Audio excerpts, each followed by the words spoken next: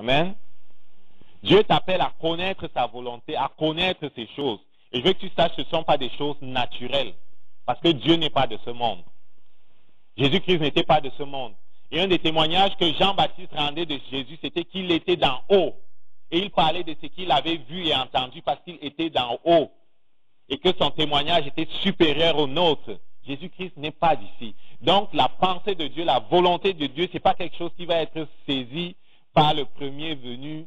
Je ne dis pas qu'elle est cachée, mais je dis ce n'est pas quelque chose qui va être saisi par l'orgueilleux. Ce n'est pas quelque chose qui va être saisi par l'intelligence naturelle. Parce que c'est pas, comment on dit ça, ça ne compute pas quand ils disent que si ton ennemi a soif, donne-lui à boire. S'il a faim, donne-lui à manger. Ça ne marche pas comme ça. C'est quelque chose qui est un peu fou. Que ton ennemi a soif, tu lui donnes à boire. Qu'il a faim, tu lui donnes à manger. C'est pas, le monde ne fonctionne pas comme ça là. Si ton ennemi a soif dans le monde, il va profiter pour... si ton ennemi tombe, profite pour lui donner un autre coup pour qu'il meure parce que tu veux la mort de ton ennemi. C'est ça dans le monde. Mais Dieu dit, si ton ennemi tombe, relève-le. Si tu vois la vache de ton ennemi qui est tombée, relève-la. Mais dans le monde, on va dire, ah, s'il est tombé, profite pour le détruire. Parce qu'il est faible maintenant, tu peux le détruire. Donc tu es destiné à connaître la volonté de Dieu. Et c'est dans la parole de Dieu que ça se trouve, la volonté de Dieu. Et quand tu vas vers la parole de Dieu, demande au Saint-Esprit de t'expliquer. Demande au Saint-Esprit de t'expliquer ce qui se trouve dans la parole de Dieu, parce que c'est lui qui a inspiré les différents prophètes, les différents hommes qui ont écrit la parole de Dieu. Il est capable de te l'expliquer. Sinon, tu vas trouver des choses qui seront bizarres, très bizarres. Et quand tu trouves des choses qui sont bizarres et que tu es comme offensé parce que tu trouves, ben, tu ne seras pas capable de la retenir. Et le diable va venir et te voler ce que Dieu voulait te donner. C'est pour ça que dans la parabole du semeur, en parlant des terres, Jésus-Christ disait que lorsque les gens entendent la parole de Dieu et qu'ils ne comprennent pas, le voleur vient et vole la graine qui a été sémée. Amen. Donc, tu es destiné en tant que témoin de Jésus-Christ, si tu veux jouer ton rôle de façon parfaite, en tant que témoin de Jésus-Christ, il faut que tu mettes du temps pour connaître sa volonté. Et je disais que sa volonté, c'est que les hommes le connaissent comme Dieu, c'est que les hommes entrent en communion avec lui, c'est que les hommes soient ses enfants, c'est que les hommes fassent alliance avec lui, c'est ça sa volonté. Mais il a des volontés spécifiques qu'il veut te révéler et il faut aller vers lui dans le lieu du secret, dans sa parole pour recevoir comme des lumières sur ces choses-là et pour être capable après de jouer notre rôle de façon correcte. Ananias, lorsqu'il a mis la main sur Paul, il dit, Dieu t'a destiné à connaître sa volonté. Il disait aussi, à voir le juste. Dieu t'a destiné à voir le juste. Lorsque Jésus-Christ dit que nous sommes ses témoins, cela veut dire qu'on a été destiné à voir le juste. Avant la fondation du monde, Dieu t'a choisi, il t'a désiré, il t'a créé et il t'a choisi pour un temps comme celui-ci pour que tu vois le juste. C'est qui le juste? Le juste, c'est Jésus. Dieu t'a destiné à le voir. Amen. Parce que notre témoignage n'est pas quelque chose qui vient de notre tête. Ce n'est pas ce qu'on pense, mais cela vient de Dieu. C'est pour ça qu'on est appelé à aller dans sa parole pour connaître la vérité. C'est pour ça qu'on est aussi appelé à le voir. Parce qu'on témoigne de ce qu'on entend et de ce qu'on voit. Jean-Baptiste disait de Jésus qu'il n'est pas d'en bas, mais qu'il est d'en haut. Et que son témoignage est supérieur à celui des hommes. Et que Jésus-Christ parlait de ce qu'il avait entendu et vu auprès du Père. Toi, en tant que témoin aussi, en tant que témoin, tu es appelé à entendre et à voir des choses auprès du Père avant de les rapporter. Tu es appelé à voir le juste. Qu'est-ce que cela veut dire, voir le juste? Voir le juste, c'est que Jésus-Christ va se manifester à toi. Il a dit que si tu m'aimes, le Père t'aimera. Nous viendrons chez vous, nous prendrons notre demeure chez toi. Il dit, je me manifesterai à toi. Tu vas le voir dans ta vie. Tu vas le voir dans tes finances. Tu vas le voir dans ta santé. Tu vas le voir dans différents aspects de ta vie. Tu es appelé à le voir, à voir ses œuvres dans ta vie. Amen. Qu'est-ce qu'il faut faire pour voir ces choses-là? Ben, il faut les attendre. Il faut les désirer. Il faut les attendre, il faut les désirer. Donc, tu es appelé à les voir. Et Jésus-Christ nous a donné une autre clé. L'autre clé qu'il nous a donnée, si tu m'aimes, le Père t'aimera. Donc, l'une des clés majeures, c'est aimer Jésus-Christ. C'est aimer Jésus-Christ. On peut dire, comment on aime Jésus-Christ? Jésus-Christ, il sait que tu l'aimes si tu fais sa volonté. Il dit, si tu m'aimes, tu fais ma volonté. C'est pour ça que lorsque il parlait après sa résurrection à Jean, à Pierre plutôt, Pierre qu'il avait délaissé, il disait, Pierre m'aimes-tu dans Jean 21, Pierre m'aimes-tu? Il a posé la question à Pierre 3 fois. Et chaque fois qu'il posait la question à Pierre, il disait, fais mes brebis, fais mon troupeau. Donc si tu aimes Jésus, tu vas te mettre à son service. Si tu aimes Jésus, tu vas obéir à ce qu'il te dit. S'il te dit d'aller à gauche, parce que tu l'aimes, tu vas aller à gauche. S'il te dit d'aller à droite, parce que tu l'aimes, tu vas aller à droite. Tout ce qu'il te dit, tu vas faire. Pourquoi? Parce que c'est lui, même si tu ne comprends pas. À partir du moment où tu sais dans ton cœur que c'est Jésus qui me dit de faire ça, c'est l'Esprit de Dieu qui me dit de faire ça, tu vas le faire, même si tu ne le comprends pas. Amen. Donc Dieu te destine à voir le juste, à voir ses œuvres dans ta vie et dans la vie des autres, à être même participant de ces œuvres-là. Et comment ça arrive? Ces manifestations arrivent, Jésus nous a donné la clé, si on l'aime. Si on l'aime. Et ce n'est pas avec la bouche, c'est avec les actions, on est obéissant. Et il dit, si tu m'aimes, mon Père t'aimera, nous viendrons chez toi et je me manifesterai à toi, il a dit. Donc il va se manifester à toi, il va faire des œuvres dans ta vie. Il est possible qu'il aille même jusqu'à te donner des rêves, te donner des visions, te manifester à toi de façon, sous différentes façons. Il se manifeste à nous de différentes façons. Ça peut être par des rêves, ça peut être par des visions, ça peut être par des sons, ça peut être par des œuvres, comme j'ai dit, dans nos vies. Mais il a dit que je vais me manifester à toi. Pourquoi? Parce qu'il veut que tu sois un témoin fidèle. Il veut que tu témoignes des choses qui sont concrètes. Le monde a vraiment besoin des choses concrètes. Ils n'ont pas besoin de théorie, mais ils ont besoin d'entendre des gens qui ont expérimenté Dieu, des gens qui connaissent sa volonté, des gens qui parlent avec assurance de ce que Dieu dit. Or, l'assurance viendra lorsque on se sera soumis au Saint-Esprit et qu'on aura appris à trouver la vérité, à la garder dans nos cœurs, à la trouver dans sa parole, à la garder dans nos cœurs, à méditer dessus. Amen. Et notre témoignage sera percutant si on parle des choses qu'on a vues, qu'on a vécues. C'est pour ça que c'est tellement important qu'on voit le juste dans nos vies. Est-ce qu'on comprend ça? Donc il faut désirer voir ces choses-là. Il dit, je me manifesterai à toi. Il faut vraiment désirer. Comme je dis, et je le dis souvent, Dieu ne va pas nous forcer. Il est Dieu, il est tout puissant, mais il ne va jamais te forcer. Il va te forcer de rien faire. Il va te suggérer des choses, tu vas entendre la voix dans ton cœur. Il va te suggérer, arrête-toi, prie maintenant. Pardonne à celui qui t'a offensé. Appelle ta maman, appelle ton papa, appelle ton frère. Tu vas entendre la voix qui va te parler. Et tu as le choix d'obéir ou de ne pas obéir. Parfois, il va te demander de faire des choses que dans la chair, tu n'aimes pas, tu ne veux pas. Ça n'a pas de sens. Mais si tu veux le voir à l'œuvre, mais si tu veux voir ses manifestations, si tu l'aimes, tu vas obéir. Et c'est la condition pour qu'il se manifeste à toi. Et pour que ton témoignage soit percutant. Est-ce qu'on comprend ça?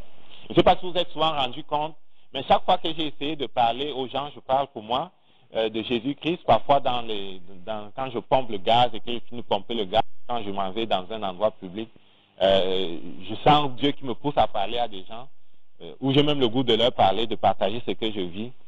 Parfois, quand je commence à parler, que je sens que c'est comme pour eux, c'est comme pas concret là.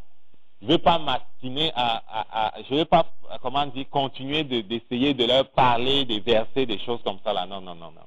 Je vais laisser ça là. Je vais leur parler de ce que je vis.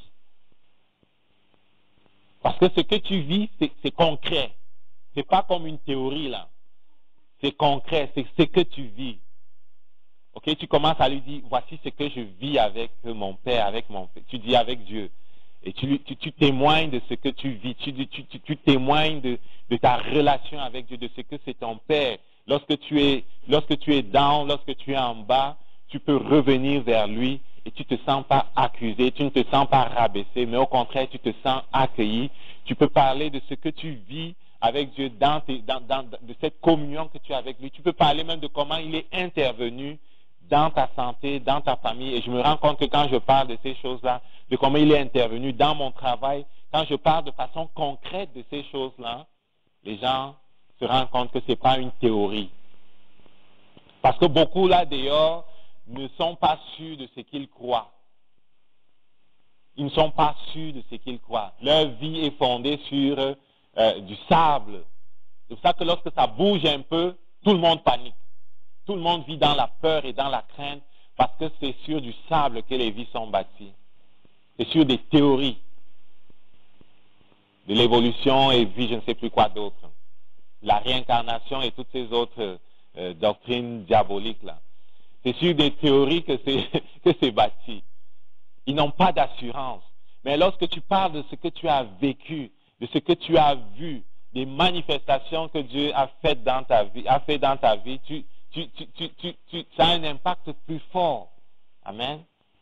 Et Jésus-Christ t'a appelé justement au ministère de témoin. De témoin, premièrement, de qui il est, le Fils de Dieu. C'est lui qui est venu pour réconcilier les hommes avec Dieu.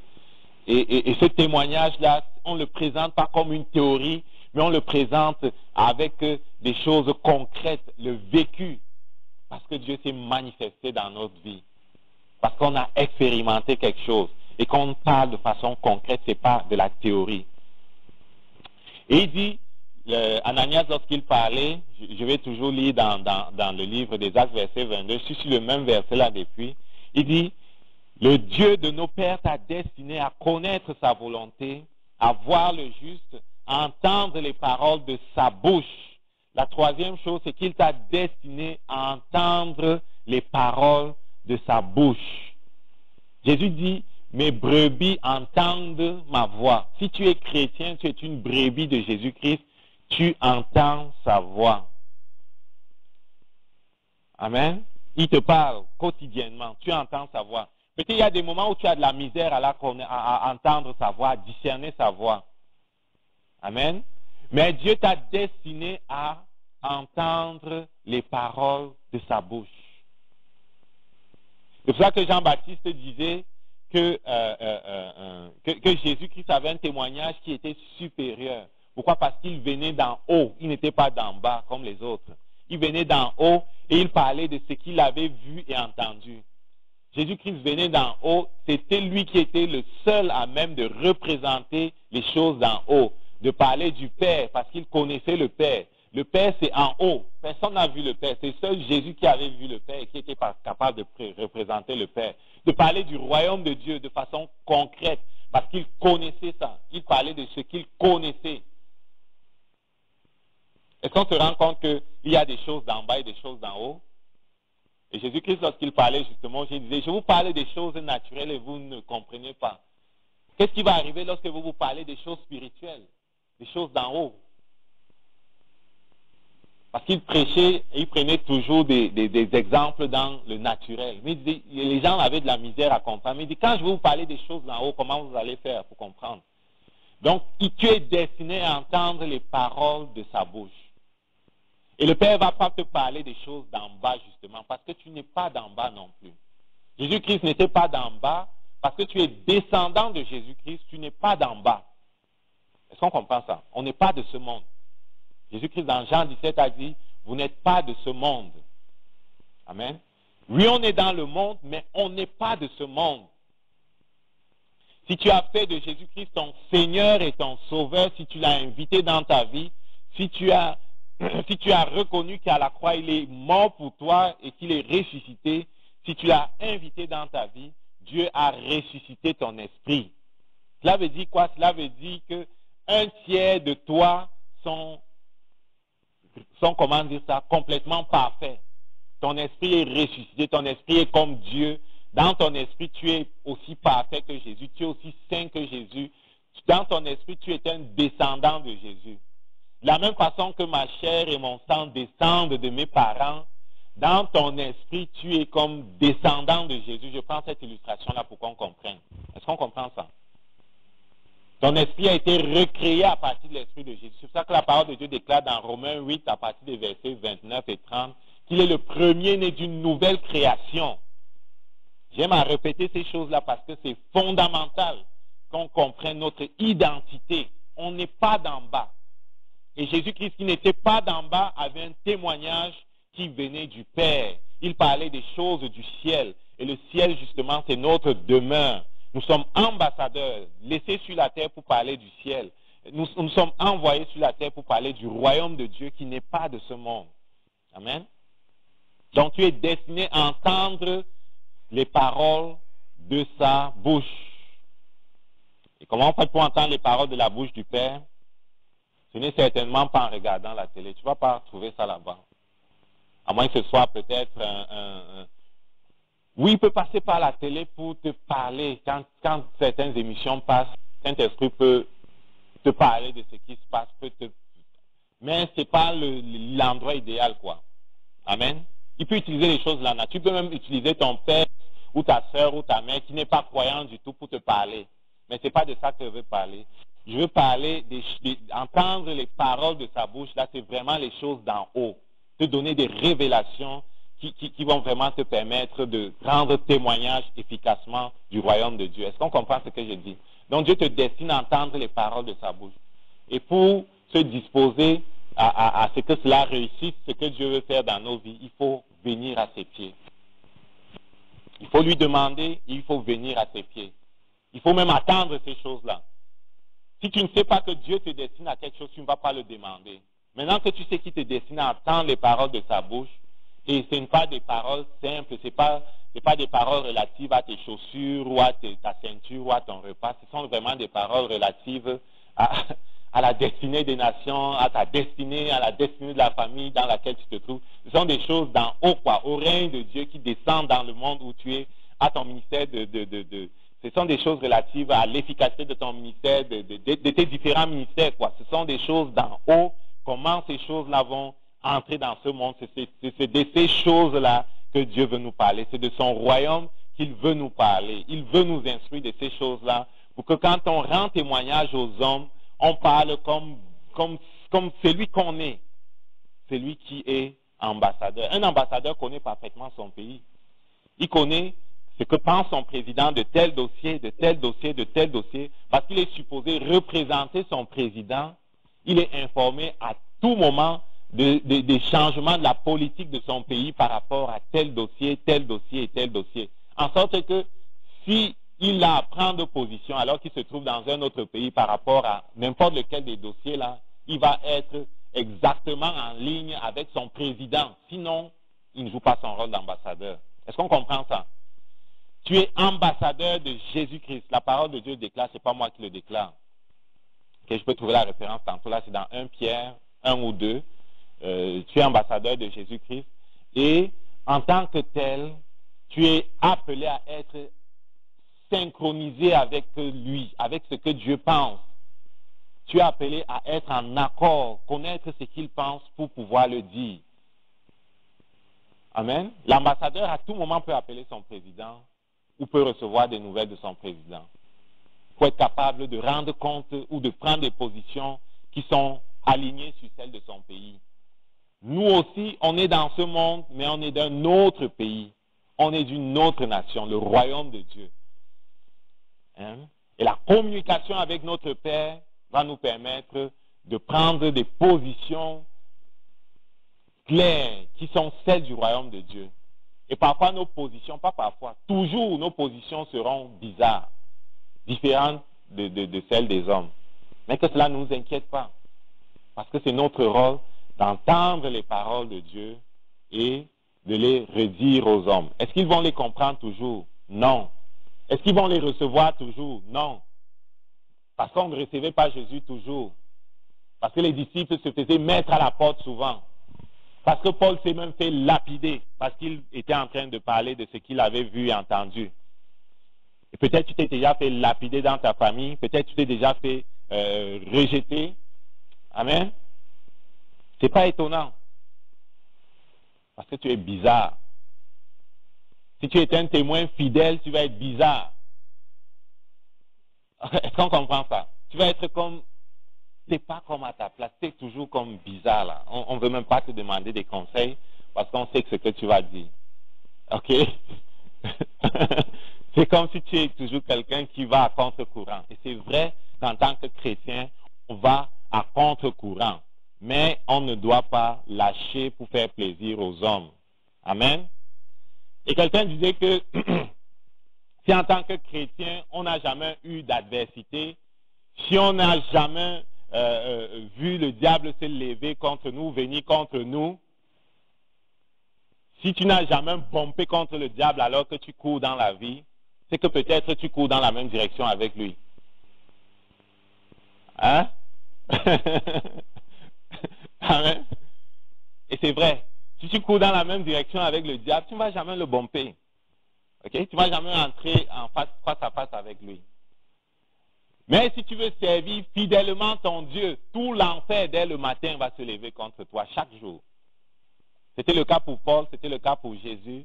Ce ne sera pas différent de toi. C'est ça qu'il disait que si on traite ainsi le bois vert, Jésus-Christ disait, qu'en sera-t-il du bois sec? De nous qui sommes des simples disciples. Ils l'ont rejeté, ils vont te rejeter.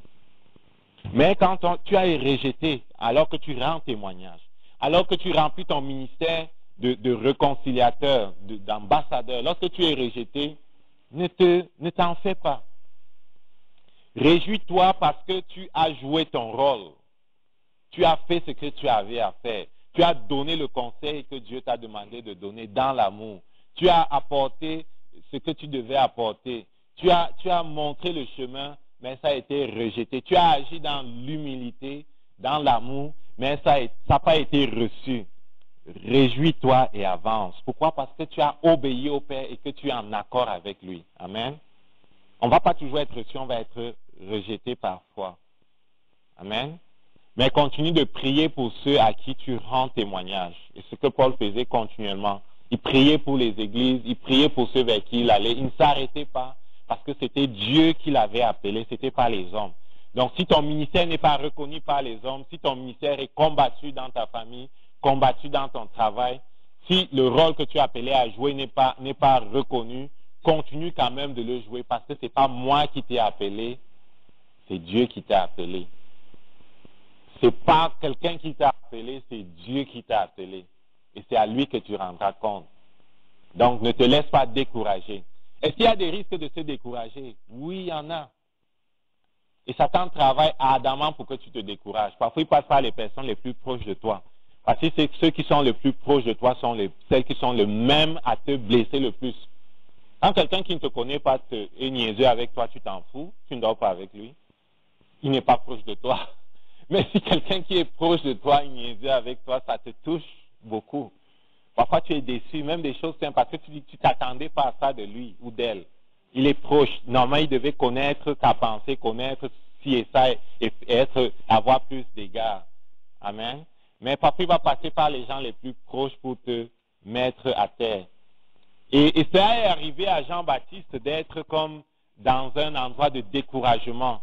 Jean-Baptiste a été arrêté parce que il ne savait pas que sa vie allait finir en prison et par la mort. Il ne savait pas. Peut-être qu'il croyait qu'il allait voir la gloire de Jésus. Il a rendu témoignage à Jésus. Il a été fidèle en tout point. Mais Hérode, qui était roi, et contre qui il avait parlé parce qu'il avait épousé la femme de son beau-frère ou de quelque chose comme ça, là, l'avait arrêté. Pardon? Ouais, il l'avait arrêté, il l'avait jeté en prison. Il était en prison, Jésus n'est pas intervenu. Et il dit, mais c'est comment? Je suis en prison, Jésus n'intervient pas, qu'est-ce qui se passe? Jésus n'est pas intervenu alors qu'il était en prison. OK? Et alors qu'il était en prison, il envoie ses disciples pour poser la question à Jésus. Parce qu'il ne comprenait pas. Donc il a commencé à douter. Es-tu le vrai Jésus que j'ai baptisé ou c'est quelqu'un d'autre? Il envoie ses disciples vers Jésus pour poser la question.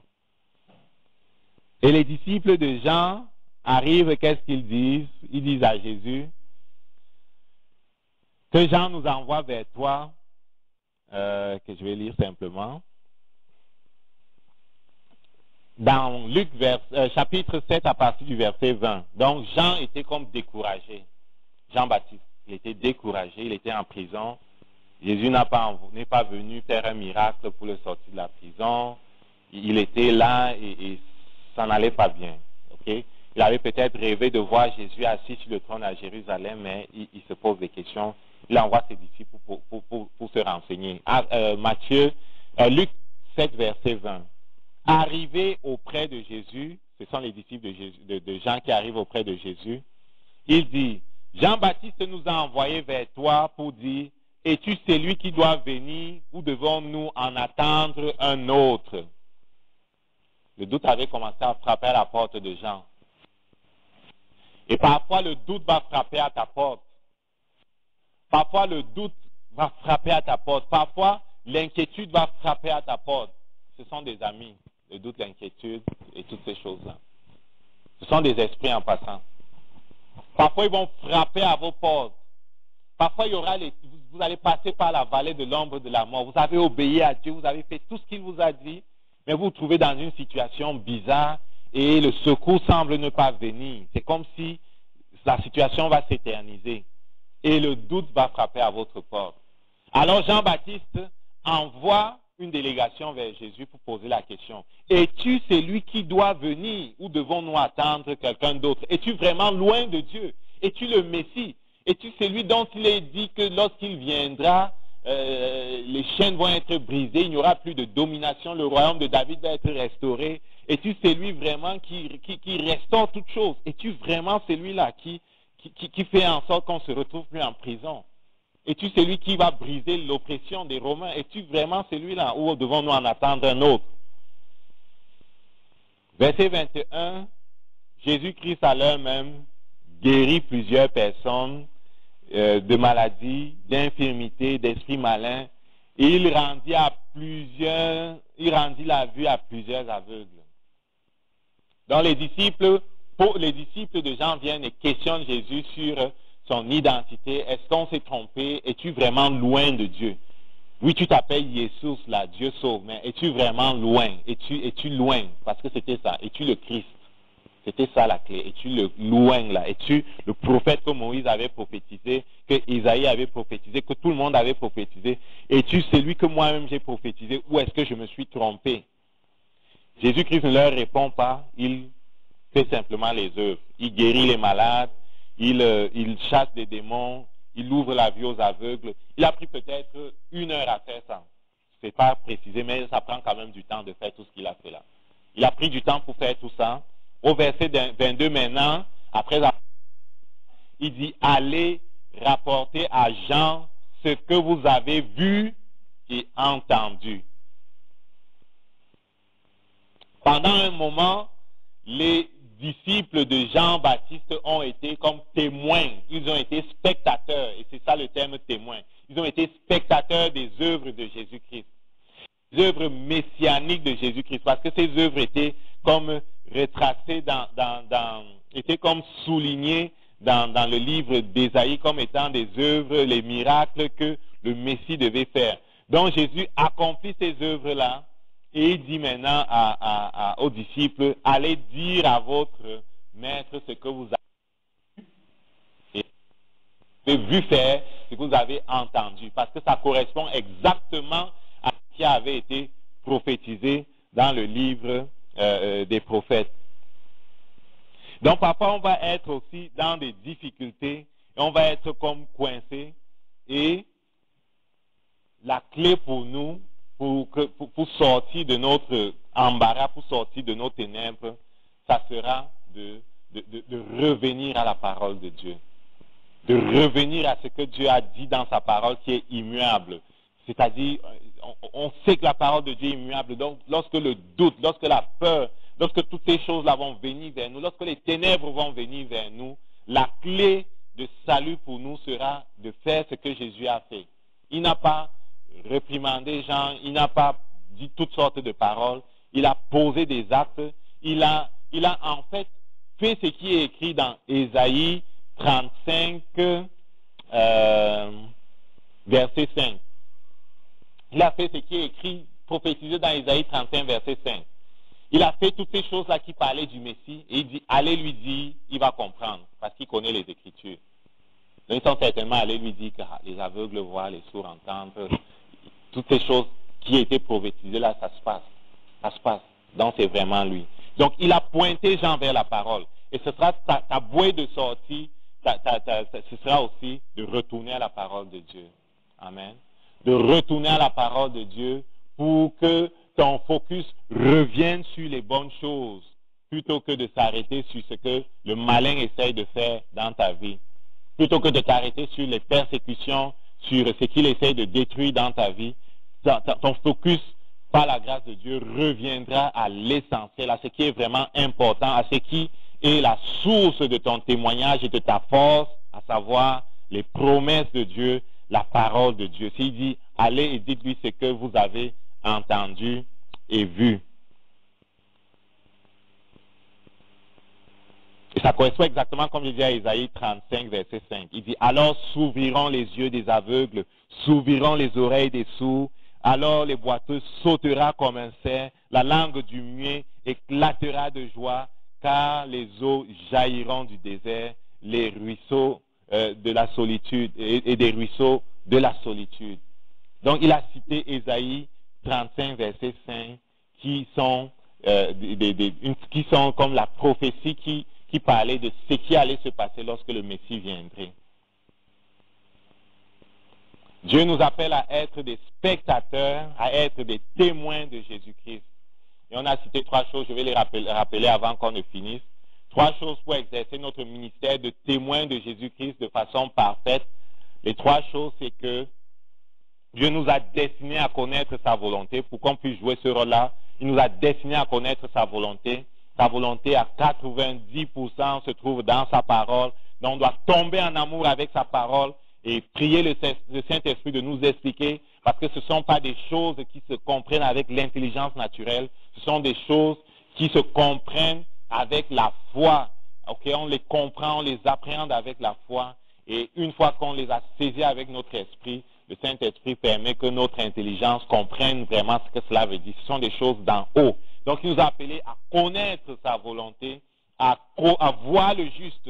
Il nous a appelés à voir Jésus-Christ à l'œuvre dans nos vies. Et on a comment on fait pour voir Jésus-Christ à l'œuvre dans nos vies, comment on fait pour activer la manifestation de Jésus dans nos vies. Jésus nous a donné la clé. Il dit, si tu m'aimes, mon Père t'aimera, nous viendrons chez vous, nous manifesterai à toi. Donc, aimer Jésus-Christ, faire ce qu'il nous dit, c'est la clé pour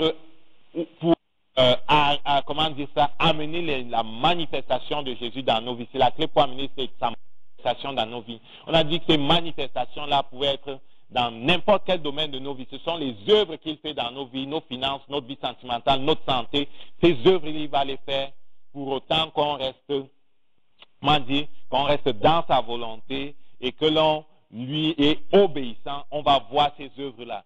Et on va même avoir des songes, on va avoir des visions. Plusieurs en ont déjà eu. Et quand tu as un songe qui vient de Dieu, tu sais que ça vient de Dieu. On l'a eu plusieurs fois. Tu sais que ça vient de Dieu. Parce que c'est un songe qui est différent. Et lorsqu'on a ces songes qui viennent de Dieu, ça c'est une petite parenthèse, on peut parfois prendre même la peine de les écrire ou de les enregistrer. Parce que ce sont des paroles que Dieu nous donne. Amen. Pour méditer encore dessus, pour prier là-dessus. Ça, je vais fermer ça. On est appelé aussi à entendre la parole de sa bouche. Et pour entendre la parole de sa bouche, j'ai dit, pour entendre la parole de sa bouche, il faut faire comme Marie, il faut s'asseoir à ses pieds, il faut rester l'intimité avec Dieu, prendre le temps devant Dieu, c'est de rester en silence devant lui. Parce que lorsque tu te tiens en silence dans sa présence, tu dis, Père, je veux t'écouter. il va commencer à te parler. Okay? Tu fais le silence, tu t'extrais des bruits, tu vas commencer à entendre la voix qui parle dans ton cœur. Il ne va pas toujours te parler des choses naturelles, il va te parler progressivement des choses de son royaume parce qu'il veut qu'en tant qu'ambassadeur, en tant que témoin, tu témoignes des choses concrètes. Le christianisme n'est pas une théorie, le christianisme, c'est une relation avec Dieu, c'est quelque chose de concret. Et apprenons à témoigner de Jésus-Christ. C'est simple. Si tu es né de nouveau aujourd'hui, tu es prêt pour témoigner de Jésus. Jésus-Christ n'a pas envoyé le démoniaque qu'il avait libéré des démons dans une école biblique. Il a envoyé directement témoigner de ce qu'il avait reçu, la grâce de Dieu dans sa vie. Et tu peux, par le témoignage que tu as, de ce que tu vis avec Jésus-Christ, par ton enthousiasme surtout, et ta confiance, c'est ça qui convainc les gens. Parce que les gens manquent d'assurance, je l'ai dit. Mais quand tu es convaincu et quand tu ne condamnes pas les gens, tu ne juges pas les gens, tu ne les achales pas, mais tu parles de ce que tu vis avec enthousiasme et c'est vrai. Et on sait que c'est vrai quand c'est vrai, quoi. Ils vont dire que, waouh, j'aimerais goûter à ça parce que j'ai l'impression, je me rends compte que tu as goûté à quelque chose qui est vraiment excitant, qui est vraiment concret. Tu es solide, tu sais où tu vas quand tu meurs, tu sais ce qui se passe, tu es différent, tu es serein. Là, ils vont vraiment t'écouter, quoi. Donc, on doit témoigner de ce qu'on a entendu et vu parce que Dieu veut que notre témoignage soit percutant. Il va arriver des moments difficiles. La clé, c'est de revenir à la parole de Dieu qui est immuable. Sa parole est la vérité. Ne laissons pas nous détourner, mettre les regards sur ce qu'il fait dans nos vies. Il va arriver des moments difficiles, mais sachons qu'on a la victoire au nom de Jésus. Amen. On a la victoire au nom de Jésus et proclamons-la lorsque viennent les moments difficiles. Rentrons à la parole, rentrons à sa promesse, rentrons à ce qu'il nous a dit dans les songes, dans les rêves, rentrons à ces choses-là, amenons-les devant lui, adorons-le, bénissons-le, parce qu'elles vont vraiment arriver. Ce qu'il a fait avec Jean-Baptiste, lorsque Jean-Baptiste se posait des questions, il a ramené Jean-Baptiste sur la parole. Et je crois que même si Jean-Baptiste a été décapité, il avait compris que ce n'était pas comme il pensait que les choses allaient se faire, c'était comme Dieu pensait avec le timing de Dieu. Okay? Parfois, on sait que Dieu va faire quelque chose, mais on n'est pas toujours dans le comment on est différent. On sait que Dieu va le faire, mais comment tu peux penser différemment de Dieu? Il faut être prêt à laisser, comme Jean-Baptiste l'a fait, il a dit, ok, Seigneur, ça va être comme tu veux, quand tu veux, la restauration d'Israël. Amen. Et c'est ce qu'on doit faire. Nous allons prier. Notre Seigneur et notre Dieu, nous te bénissons parce que ta parole est la vérité. Ce matin encore, nous avons, Seigneur, on plongé nos regards dans ta parole. Nous avons écouté, tu nous veux, des témoins fidèles, des témoins qui témoignent des choses qu'ils ont entendues auprès de toi, qu'ils ont vues auprès de toi, parce que nous ne sommes pas de ce monde, nous sommes d'en haut. Nous te bénissons parce que c'est un privilège, Seigneur, d'exercer ce ministère en même temps que celui de la réconciliation. Nous te bénissons parce que tu nous as donné ton esprit. Seigneur, tu as donné ton esprit à tes disciples. C'est ça que tu leur disais de ne pas quitter Jérusalem, mais de rester jusqu'à ce qu'ils reçoivent la puissance nécessaire pour jouer ce rôle-là. Nous te bénissons parce que ton esprit est à notre disposition et que de la même façon qu'ils ont marché soumis à ton Saint-Esprit, nous marchons, Seigneur, avec la puissance de ton esprit pour accomplir des choses extraordinaires. Merci parce que tu nous appelles à être lumière du monde, celle de cette terre, Seigneur.